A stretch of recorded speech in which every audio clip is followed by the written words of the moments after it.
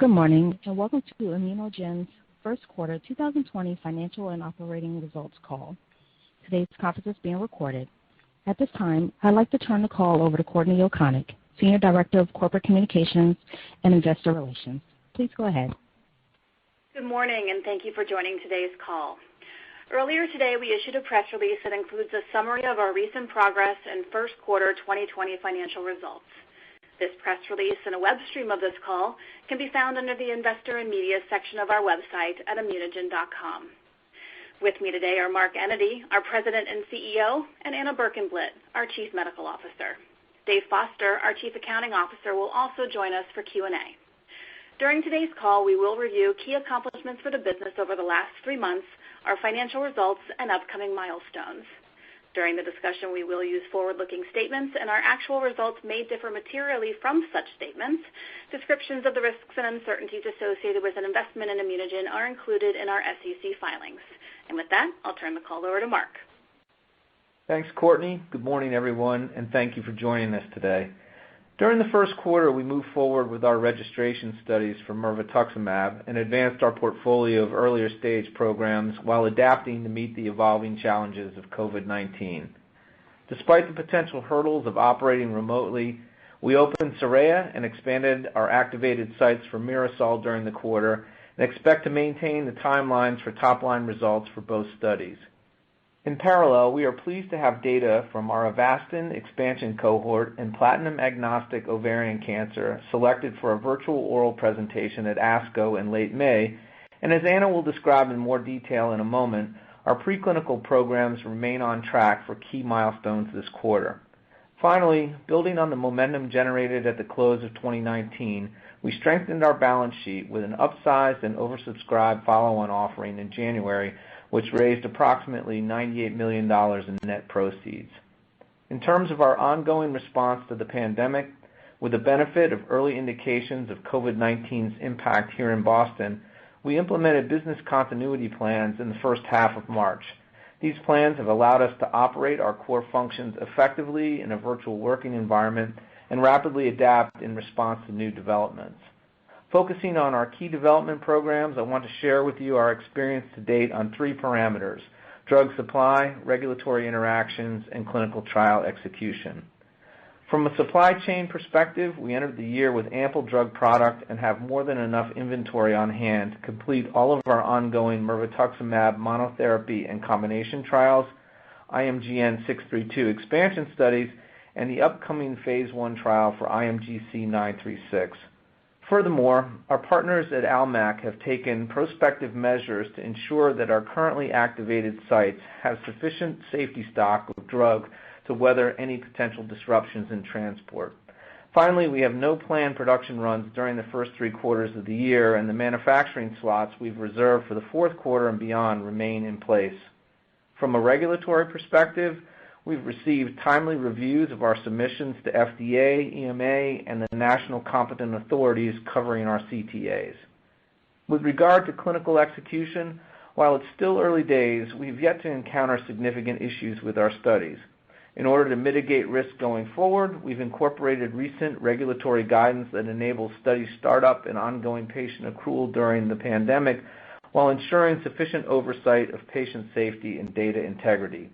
These efforts have included innovative approaches such as remote monitoring, patient transportation services, virtual clinic visits, and digital engagement with investigative site personnel.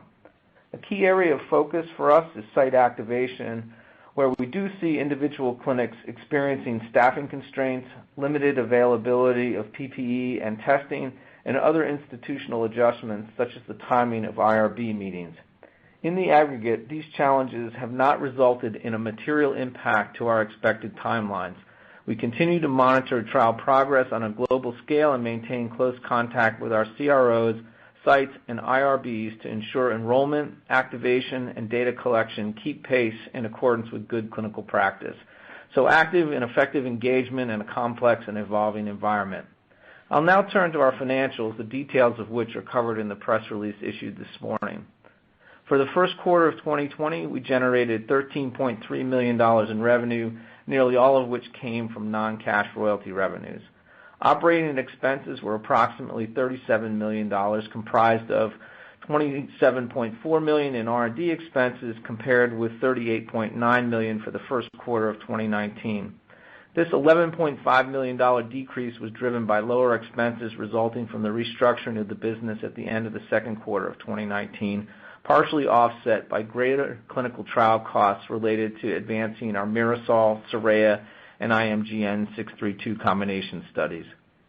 G&A expenses were $8.9 million compared to $10.8 million in the first quarter of 2019, primarily due to lower personnel expenses resulting from the restructuring, partially offset by a higher allocation of facility-related expenses for excess laboratory and office space. In addition, we incurred an $800,000 restructuring charge in the quarter. As I mentioned earlier, we strengthened our cash position with an upsized follow-on offering that was completed in January, which added approximately $98 million in net proceeds to our balance sheet. With the addition of this raise, we ended the first quarter with $247.3 million in cash. Our 2020 financial guidance remains unchanged. We continue to expect revenues to be between $60 and $65 million, operating expenses to be between $165 and $170 million, and our cash at the year-end to be between $170 and $175 million. We expect that our current cash and anticipated cash receipts from partners will fund operations into the second half of 2022. With that, I'll turn the call over to Anna to review progress with our programs in more details. Anna?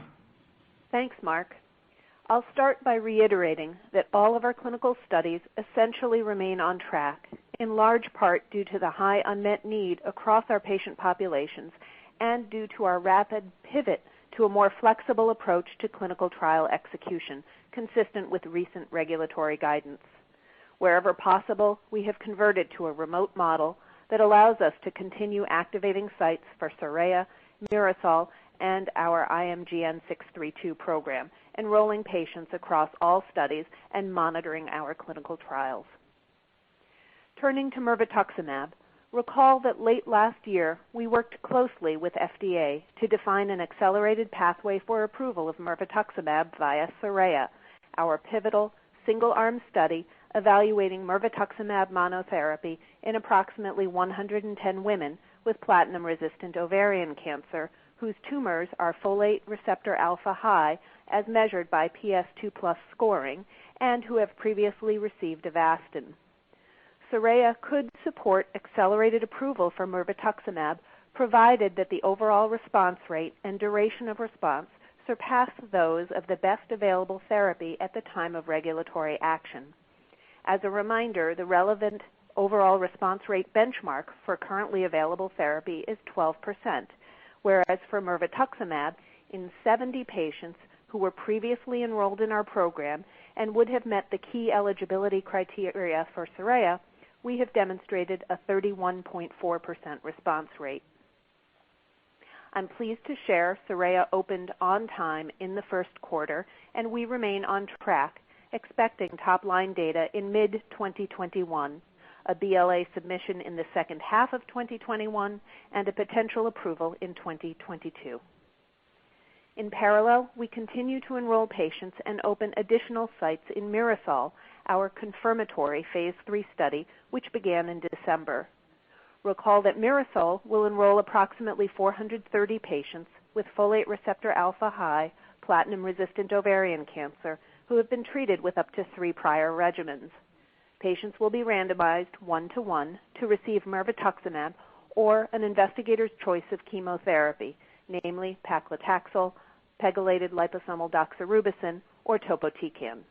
The primary endpoint is progression-free survival, and the secondary endpoints are overall response rate, overall survival, and patient-reported outcomes. Mirasol remains on track, and we expect to report top-line data for this study in the first half of 2022. Regarding our mirvetuximab combination studies, we are pursuing doublet and triplet cohorts with carboplatin and bevacizumab in order to expand into earlier lines of treatment and provide longer duration of treatment. We continue to follow patients enrolled in both combinations, and we look forward to presenting data from both studies later this year. At the upcoming virtual ASCO meeting on Friday, May 29th, Dr. Lucy Gilbert will give an oral presentation of our initial efficacy and safety data from the Forward 2 platinum-agnostic doublet evaluating mirvetuximab in combination with bevacizumab in 60 patients. These data will build on the encouraging MIRV-BEV data we previously generated in a separate platinum-resistant cohort and presented at ASCO last year, where we showed durable activity overall, and in particular the efficacy measures observed for the Aurelia-matched subset with an overall response rate of 56% and a median progression-free survival of 9.9 months, which are compelling when considering outcomes reported for bevacizumab plus chemotherapy. We also expect to present updated data with longer follow-up from the platinum-sensitive triplet cohort evaluating mirvetuximab in combination with carboplatin and bevacizumab in the fall. Lastly, we are delighted to support a new investigator-sponsored trial evaluating mirvetuximab in combination with carboplatin. This is a randomized phase 2 trial of over 100 patients comparing mirvetuximab plus carboplatin followed by mirvetuximab maintenance to standard platinum-based therapy followed by standard of care maintenance in recurrent platinum-sensitive disease. Looking to our early-stage portfolio, we have progressed 3 additional programs targeting a range of tumor types in both hematological malignancies and solid tumors. For IMGN 632 monotherapy, we continued patient enrollment in phase 1 expansion cohorts with a focus on BPDCN and minimal residual disease positive AML following frontline induction therapy. We are also advancing IMGN 632 combination studies with azacitidine, with venetoclax, and as a triplet in relapsed refractory AML patients, and look forward to presenting data from each of these studies before the end of the year. We have further progressed IND-enabling activities for IMGC 936, our novel ADAM9 targeting ADC in co-development with Macrogenics. We anticipate the IND for 936 will be filed this quarter. Finally, we are advancing IMGN 151, our next-generation ADC designed to more fully address the unmet needs of lower-expressing folate receptor alpha tumor types. 151 incorporates several key design innovations, including a biparatopic antibody that recognizes 2 epitopes on FR-alpha to enhance binding, a protease-cleavable linker with enhanced stability and longer half-life, and a next-generation maytansinoid, DM21, which, along with the linker, provides improved bystander killing. In preclinical models, IMGN 151 shows improved activity in low and medium FR-alpha expressing tumors. We look forward to sharing the full preclinical data for 151 at the virtual AACR meeting in June. With that, I'll turn the call back over to Mark. Thanks, Anna. Just a few closing remarks before we open the call for questions. As we look to the year ahead, COVID-19 has no doubt created uncertainty and instability. I am, however, encouraged by the strength of our business and the determination of our people to continue moving forward to deliver more good days for patients with cancer. To that end, we've implemented contingency plans in a concerted effort to manage risk and position the business for success in a volatile environment. Our balance sheet is strong, providing us with cash runway well into 2022, and we will continue to execute on our strategic priorities. We have a number of important milestones in 2020, and I look forward to updating you on our progress throughout the remainder of the year. With that, we'll open the call for questions. Operator? Thank you. To ask a question, you'll need to press star 1 on your telephone. To withdraw your question, press the pound key. Please stand by while we compile the Q&A roster. Our first question comes from John Newman with Canaccord. Your line is now open. Hey guys, good morning. Thanks very much for taking my question, and I hope everybody's safe and sound up there in Boston. Thank you. Thank you. First question I've got on Soraya and Mirasol. It definitely sounds like you've taken some steps to ensure that those studies proceed smoothly. But just wondered if you could talk about perhaps any flexibility that you've been able to build into the protocol. For example, are you able to allow any flexibility regarding the exact dosing date for an infusion? maybe perhaps could you take any of the CT scans at alternate centers? And then on Forward 2 at ASCO, just curious if some of the patients that we would see data on would have previously received Avastin. Thanks. Anna? Thanks, John. So regarding Soraya and Mirasol and the flexibility that we are employing as we're getting both of these studies fully up and running, we have taken measures as we can, consistent with the regulatory guidances that have been put out both here and across the pond. Specifically, things that we have started to implement include, where possible, allowing patients to consent remotely for the initial pre-screening for folate receptor alpha. You may recall patients need to have their tumor tissue sent for FR alpha, and so they don't need to necessarily come into the site to have the conversation and sign the paperwork for the informed consent form. That can be done remotely. Along with the site policies and procedures in the IRBs. So I think that's a step that will allow us to keep up the momentum. We have always had some flexibility regarding the windows for dosing dates and CT scans, really to allow for things like holidays or, a scheduling shift by a few days. More than that, we have not built into the protocol. We really do need to manage the data integrity of the trial. That being said, if protocol deviations occur, they will be documented appropriately. Certainly for CT scans, they could be done at other local, more easily accessible and lower risk sites. So those are the things that we are building in, and we're monitoring closely for that. Pivoting toward your second question regarding Forward 2 and the data to be expected at ASCO, this is a cohort of 60 new patients, all of whom are receiving mirvetuximab and bevacizumab. Certainly some of them have received prior bevacizumab, but that was not a requirement for enrollment in this platinum-agnostic cohort. Okay, great. Thank you. Thank you. Our next question comes from Debjit Chattopadhyay with H.C. Wainwright. Your line is now open. Hi, good morning. Hope everyone is healthy and safe. This is Earl D'Souza in for Debjit. Can you hear me? Yes. If you could speak up just a little bit, your voice is a little faint. Got it. Can you hear me now? Perfect. Okay, so a couple questions on our front. As you explore the opportunity in platinum-agnostic cohorts, are you observing any marked changes in folate receptor alpha expression compared to later line patients? So basically, the ones who have PARPs, BEV, taxanes, altered expression. And the second question that we have, will you continue to use the PS2 assay, or would you consider an H-score for the new program? Thank you.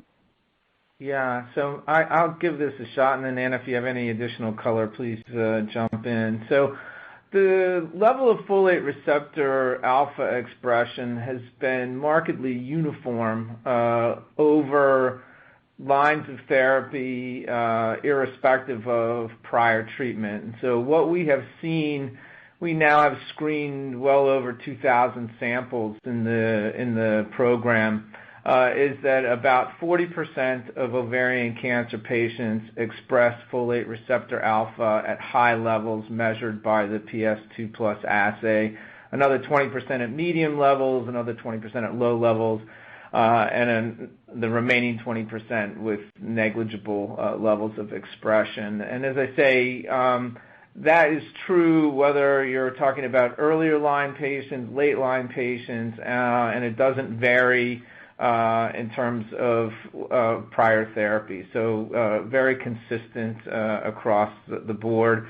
And for purposes of the screening for the program, on a go-forward basis, we will be using the PS2 plus scoring method to identify patients. So if I may add a little color, so the tumor tissue for our trials is based on archival tissue. And so additional data that we have showing the stability of folate receptor alpha over time in lines of therapy come from other groups that had reported retrospective data, as well as our biopsy cohort that showed greater than 70% concordance between archival tissue and fresh biopsies. So we do believe FR alpha expression is stable over time. Regarding the PS2 plus methodology versus the H-score, what I would say, I totally agree with Mark that we are moving forward with the PS2 plus methodology, but please understand that the pathologists score based on the percent of cells positive and the level of intensity. So the way they go about scoring is quite similar to the H-score. We have just validated the PS2 plus cutoff of at least 75% of cells having at least 2 plus staining intensity by IHC for inclusion in our trials moving forward. Thank you so much, guys. Great. Thank you. Our next question comes from Kennen MacKay with RBC Capital Markets. Your line is now open. Hi, thanks so much for taking the question, and congrats on the operational progress despite this global pandemic here.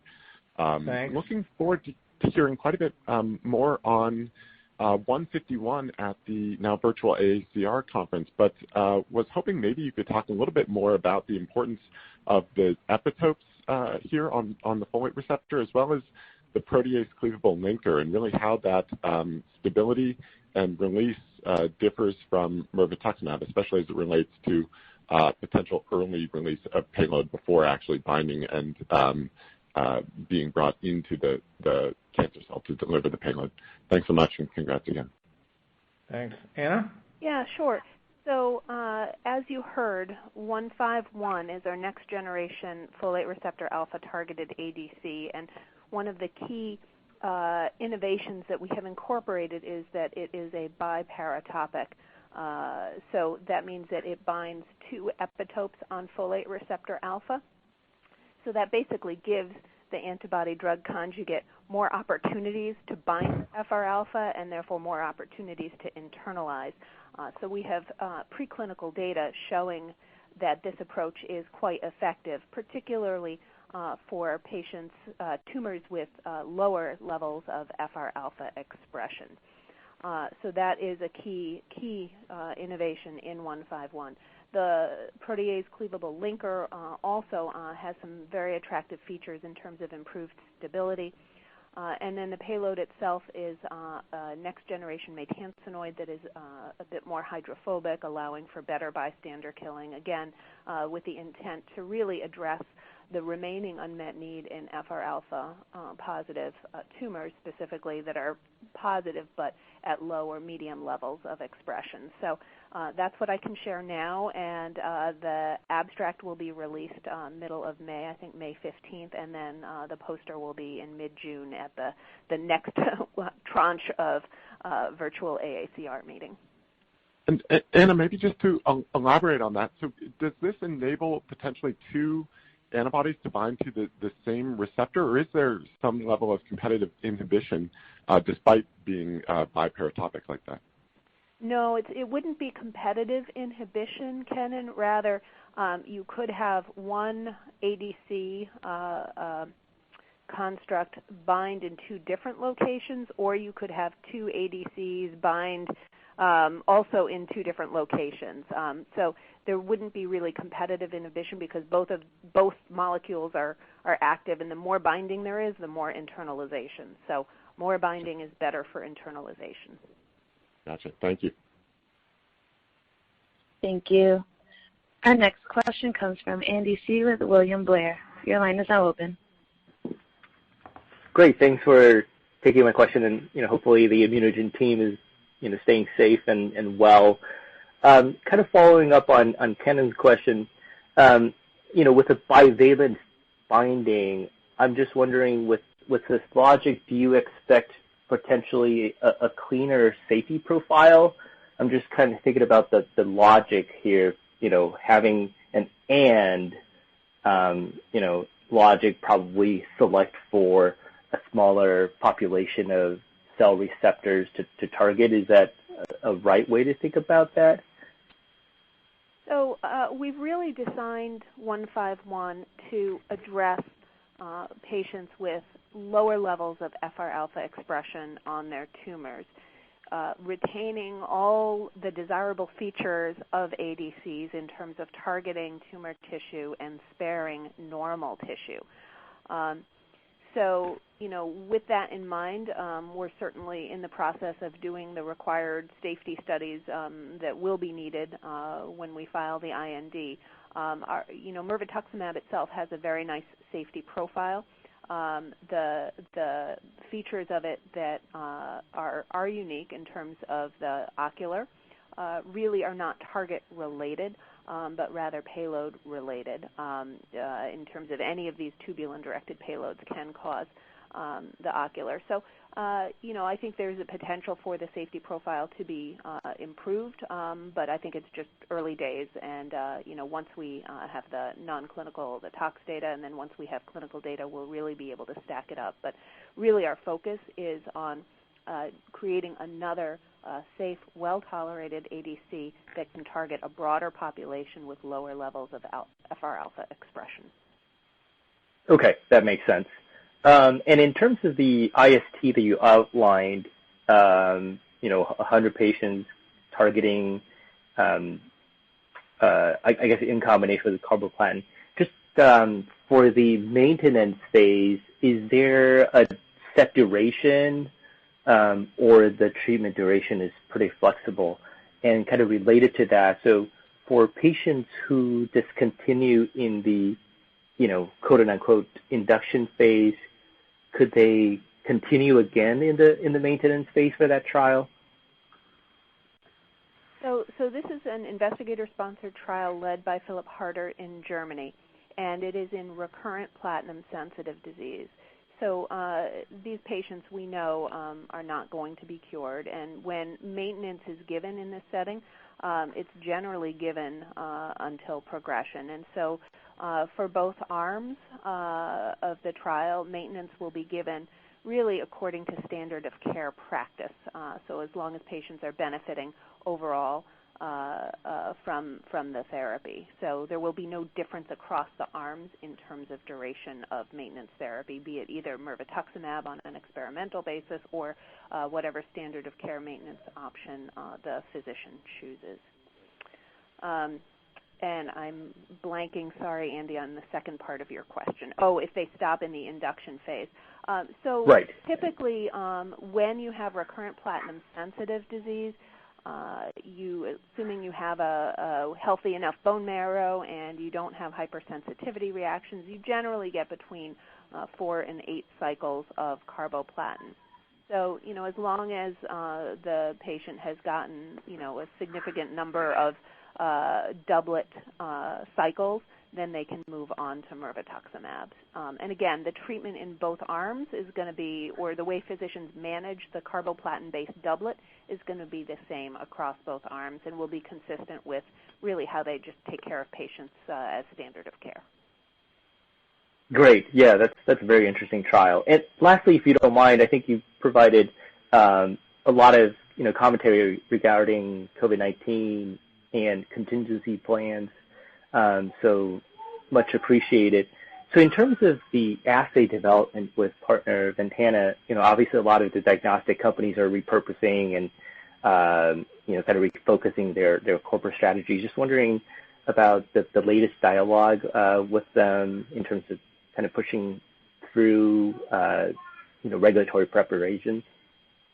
We're on track with Ventana. They've done all the work to validate the assay so that we've got it up and running in Soraya and Mirasol, and we have very frequent meetings with them to plan ahead for the regulatory requirements and for commercialization. So that remains on track. Okay, awesome. Well, thank you very much. Take care. And thanks for answering all my questions. Sure. Thank you. And our next question comes from John Newman with Canaccord. Your line is now open. Hey guys, thanks for taking an additional question. Just wondered if you could comment a bit about the competitive landscape for folate receptor alpha targeted therapies. Obviously, you've had a lot of experience here you have your own second-generation molecule in development. We've seen a number of other companies in the past that have faced some pretty significant challenges. I think there's been some recent data that have surfaced, but just wondered if you could give us a sense as to how you envision things here. Obviously, you're quite late in development, but just curious as to how you think about the rest of the field. Thanks. Yeah, I mean, just more broadly on the competitive situation, and then I'll ask Anna to talk about some of the earlier stage programs. But, what we see in the first instance is, the potential to launch mirvetuximab in 2022 into a relatively open field. And what I mean by that is, apart from the advances with the PARP inhibitors, which are predominantly focused in the frontline and recurrent platinum-sensitive setting, there's limited activity in terms of competitive programs in platinum-resistant disease. There's a number of trials ongoing, so I don't mean to diminish that. But in terms of near-term approvals, we think that mirvetuximab, with the benefit of the SORAYA outcome, will be the first new approval in platinum-resistant as initial therapy in some time. So we're comfortable in terms of where our competitive positioning lies with our initial program. And as we think about label expansion, what we see is mirvetuximab being complementary to the newer developments in recurrent platinum-sensitive disease. And so our expectation is that, given our ability to combine with other products as demonstrated by, the data we've generated to date, and you'll see more of that at ASCO actually later this month. We think we're in a very strong competitive position. And then, as we think about some of these earlier stage programs, Anna will give you some more detail as we've looked at, for example, the program from Sutro and also the work that Mersana is doing with NaPi2b. As you say, we're a lot further along than those programs. And our view is that those agents ultimately ought to be compared to what we're doing with 151 as we go forward. But let Anna talk to you a little bit more about what we're seeing from the earlier stage programs. Yeah, thanks, Mark. So, I think Sutro's FR-alpha targeted ADC is probably the most relevant at this point, and Mersana has some data on their NaPi2b. There's also a couple earlier FR-alpha ADCs. Eisai has a naked antibody farletuzumab that they've hooked up to eribulin, and Exuda has one in preclinical development. But focusing on Sutro, since they just shared some data at AACR, the 4 points that we're really looking at our dose and schedule, number one, safety, number two, efficacy, number three, and patient selection, number four. So, from a dose and schedule perspective, it seems that based on the safety profile they're seeing with some significant grade 3 and 4 neutropenia, they're trying to figure out, what their optimal or their recommended phase 2 dose and schedule is. They're exploring several different dose levels, and not clear if Q3 or Q4 week is going to be the dose and schedule. From a safety profile perspective, the neutropenia that they're seeing, while it hasn't resulted in any febrile neutropenia, could really pose a problem for longer-term plans in terms of combinability. Mirvetuximab doesn't have any grade 3 or greater neutropenia as a monotherapy, and that's one of the key features of mirvetuximab that has allowed us to combine full-dose mirvetuximab with full dose of everything that we have combined with. In terms of other safety features, mirvetuximab, we have low-grade manageable ocular adverse events, and I would just note that when we did our initial IND-enabling GLP tox studies, we did not see any ocular adverse events in the cyno monkeys. So not clear to me how predictive that negative is for them.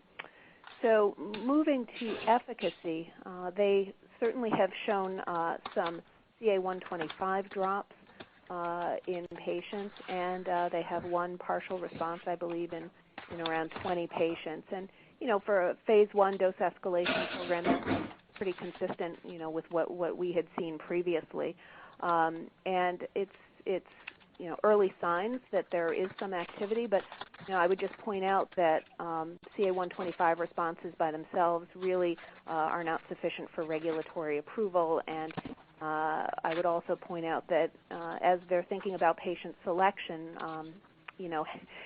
we've done a lot of work on patient selection to figure out which patients benefit most from mirvetuximab.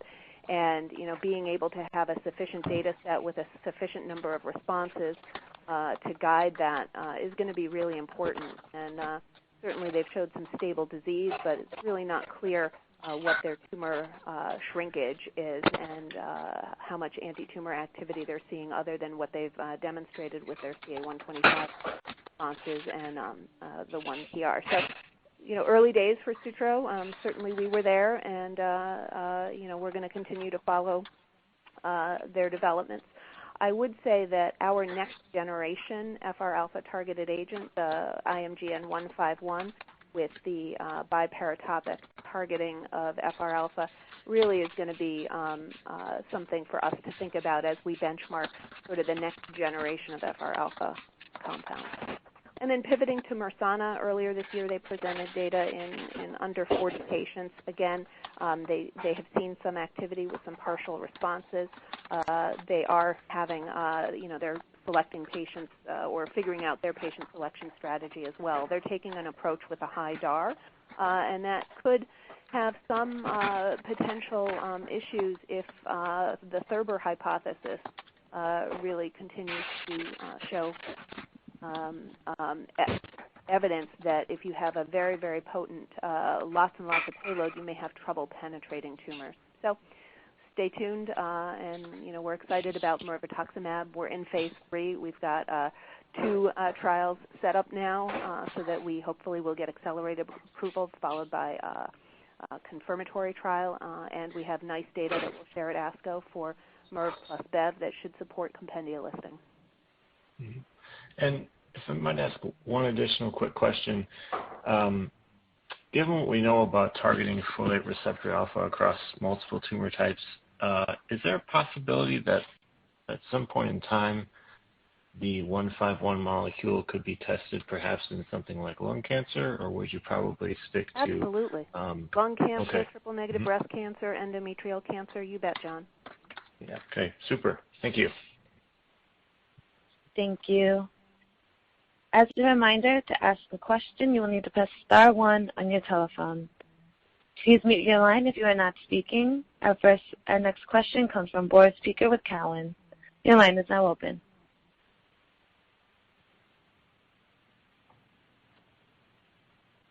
Boris?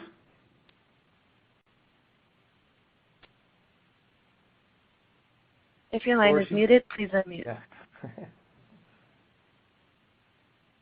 And our next question comes from Byron Amin with Jefferies. Your line is now open. Yeah, hey guys. Thanks for taking the question. Hope you guys are doing well. Thanks. On Mrv, I want to ask on the triplet in platinum sensitive with Bev and carboplatin. I think you had data last year at ESMO. Just wanted to see when we can expect an update from that trial.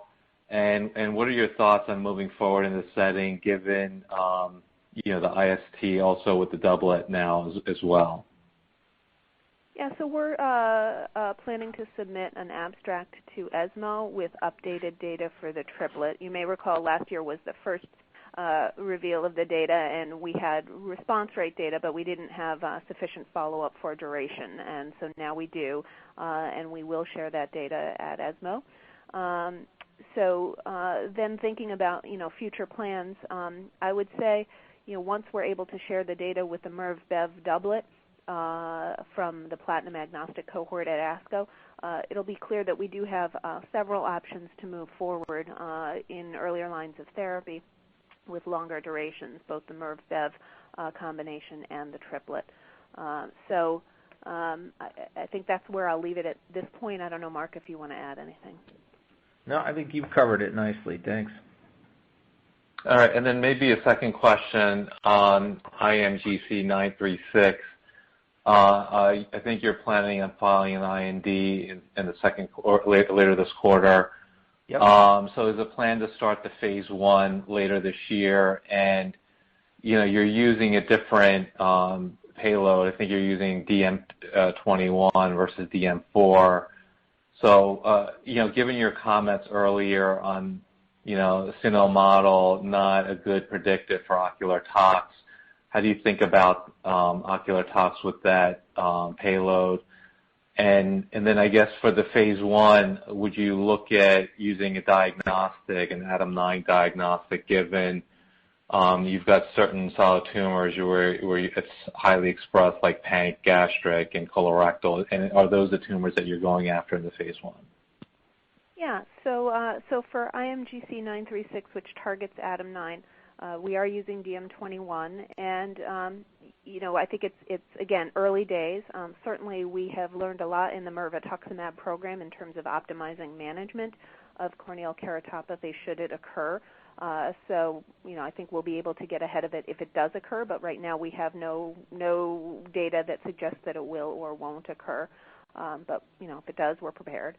And then moving toward patient selection, ADAM9 is expressed. It's a member of the matrix metalloproteinase family, and it's expressed on a wide variety of tumors, as you mentioned, and spared relatively on normal cells.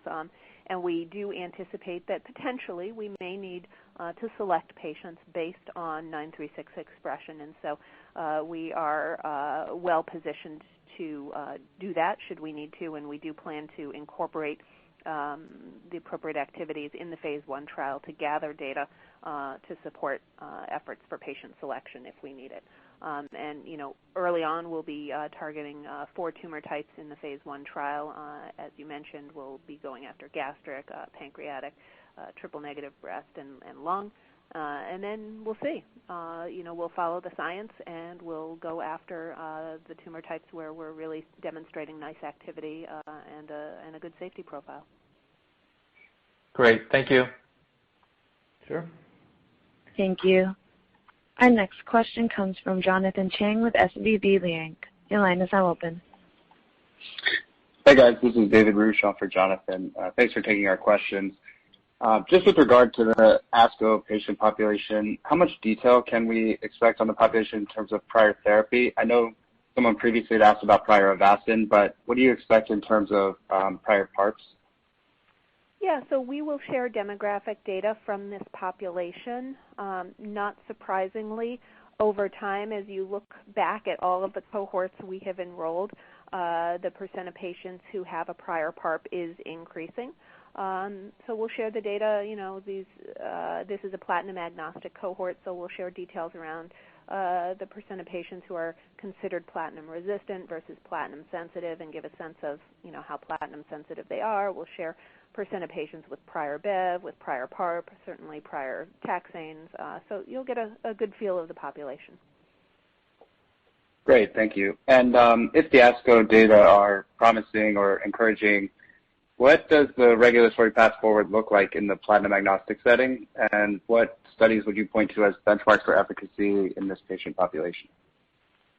Yeah, so certainly from a regulatory perspective, the most conservative approach could be for us, say, a randomized trial for MIRV-Bev versus MIRV chemo, and the benchmark for MIRV chemo is a pretty underwhelming 27% response rate and median PFS of 6.7 months, specifically in platinum-resistant disease. I think, going into a broader population that includes platinum-sensitive patients would require dialogue with FDA, and certainly the recent approvals, in ovarian cancer in patients who've had a number of lines of prior therapy, regardless of their platinum sensitivity, suggest that we could have, productive conversations with FDA in that regard. In terms of a benchmark for non-platinum doublets in platinum-sensitive disease, there really aren't a lot, but the one that I've been, starting to look at from a European perspective is trabectedin, or Yondelis, was approved in combination with Doxil, having beaten single-agent Doxil in platinum-sensitive patients.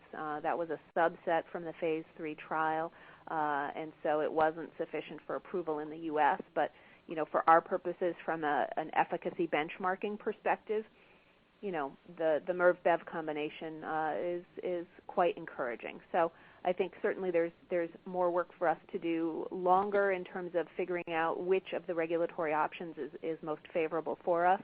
And in the short term, we've now generated data in 2 separate cohorts for the Mrd-Bev combination that we believe are robust enough and sufficient to support compendia listing that should be available right around the time that we get our initial Mrv monotherapy approval, so that physicians in the U.S. will have the option to use either Mrv monotherapy or Mrv plus Bev in their patients with platinum-resistant disease. Got it. Thanks. And then just one more clarification. With regard to 632, you mentioned an update later this year. Is that still expected to be ASH? Yes. And could you give some color on okay, great. And then any color on your expectations for durability, duration of response data, and what kind of, what's the patient population that you would be highlighting the most as far as something for next steps regulatory-wise? Yeah, so IMGN 632 is our CD123 targeted ADC with our potent IgN payload, and we are developing it as a monotherapy for blastic plasmacytoid dendritic cell neoplasm, and also as a monotherapy for AML patients with minimal residual disease after frontline induction therapy. We are also developing it in combination with azacitidine, with venetoclax, and as a triplet, and those are currently in dose escalation and moving along. So we would anticipate sharing all the data we have from this program at ASH, and we continue to remain focused on gathering sufficient data in BPDCN, where there's a high unmet need, to allow us to engage with the regulatory authorities on a path for approval there, while we are continuing to progress it also in monotherapy for MRD positive disease and in combination. Got it. Thank you so much. Thank you. Our next question comes from Michael Schmidt with Guggenheim. Your line is now open. Hey guys, thanks for taking my questions. Just maybe a high-level question just around 151. I guess how do you balance, I guess, investment into mirvetuximab longer term, as well as 151? I mean, do you see 151 eventually replacing mirvetuximab, or is there other alternative indications or patient populations where you could see both 151 succeeding and both drugs I guess maintain relevance, so to speak? Yeah, so priority one, Michael, is to get mirvetuximab approved. Given the data that we've generated, the focus of that molecule should be on patients with high levels of expression. And, we've got a pretty robust program today in terms of securing the initial approval based on SORAYA, expanding to full approval, and then adding combinations to expand the patient populations into earlier lines of therapy. And so, that we expect that program to roll out and those data to unfold over the next, securing an initial approval in 2022, the readout of MIRASOL in the first half, and then, moving to full approval and then having the combination data come online. But again, all focused on patients with FR alpha high levels of expression. And so, as we think about 151, the goal there was to engineer something that could address lower levels of expression, both to address a broader segment of ovarian cancer, but also, as was pointed out, it's one of the earlier questions, to move into additional tumor types, endometrial, triple negative lung, et cetera. And so, I think the initial focus for 151 will be in those segments of the market not addressable by mirvetuximab. And then, as time goes by, we can look at potential, complementarity or, ultimately whether the data tell us that, cannibalization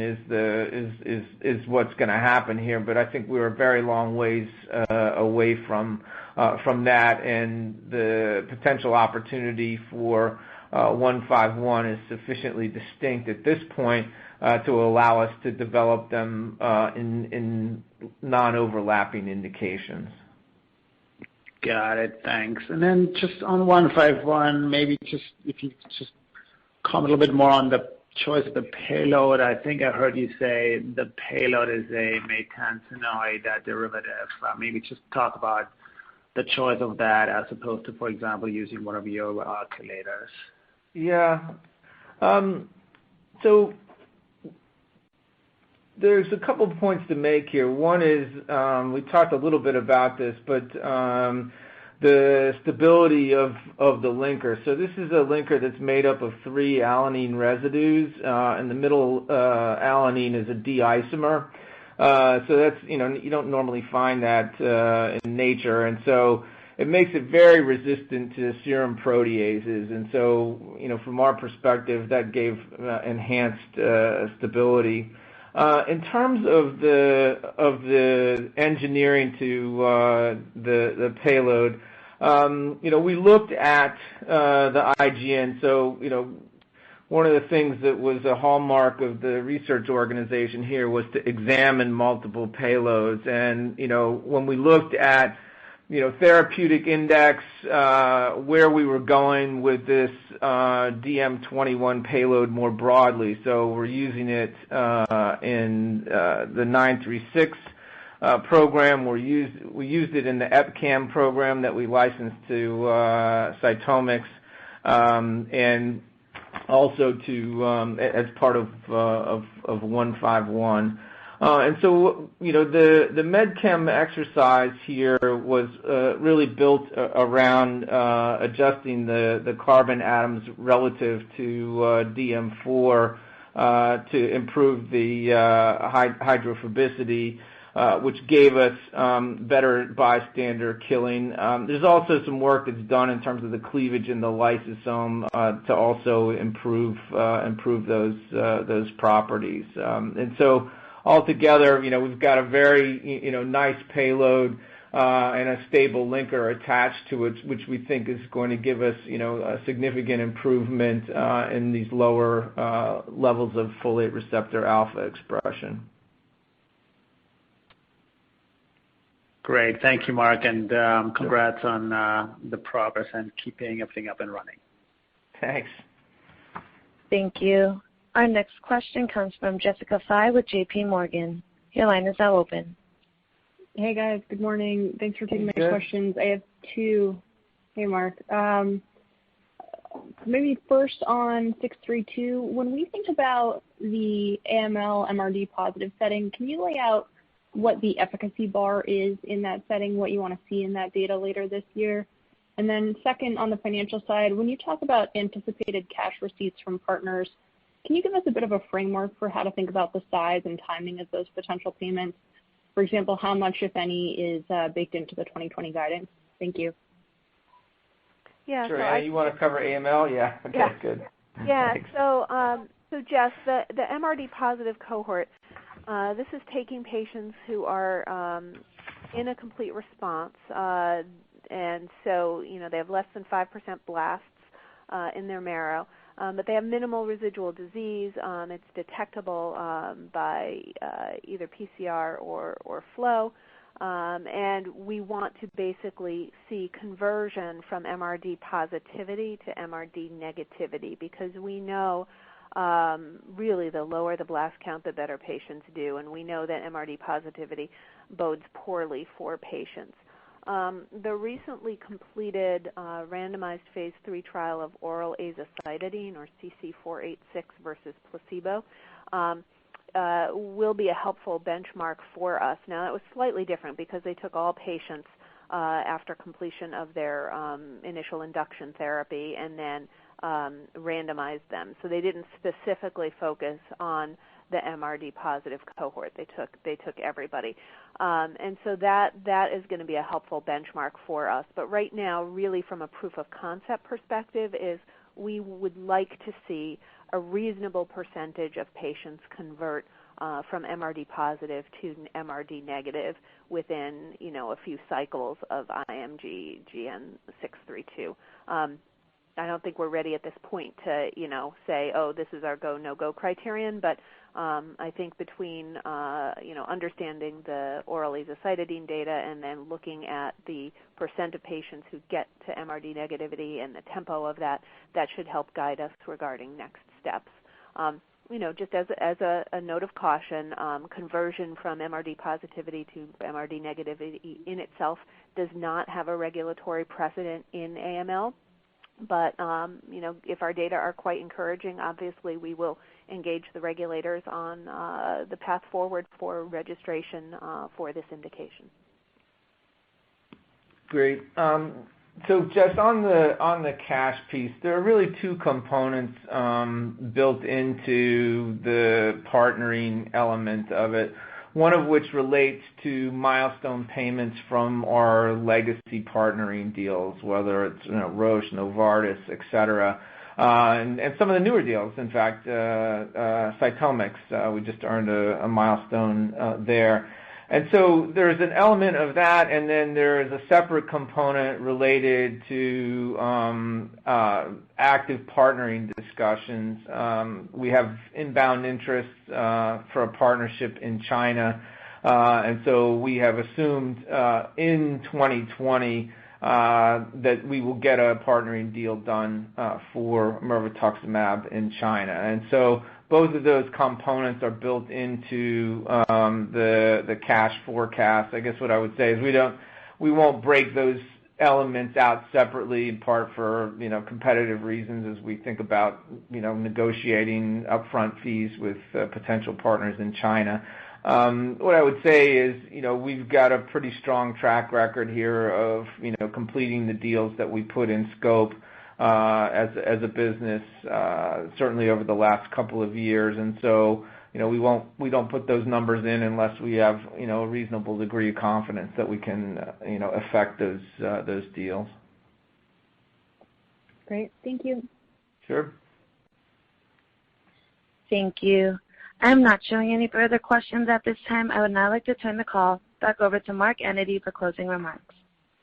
Great. Well, thank you all for joining us this morning. I hope you and your families are safe and well, and we look forward to emerging from this and continuing to report out our progress, and in particular looking very much forward to the ASCO presentation and also the AACR poster. So thanks very much, and look forward to talking again soon. Ladies and gentlemen, this concludes today's conference call. Thank you for participating. You may now disconnect.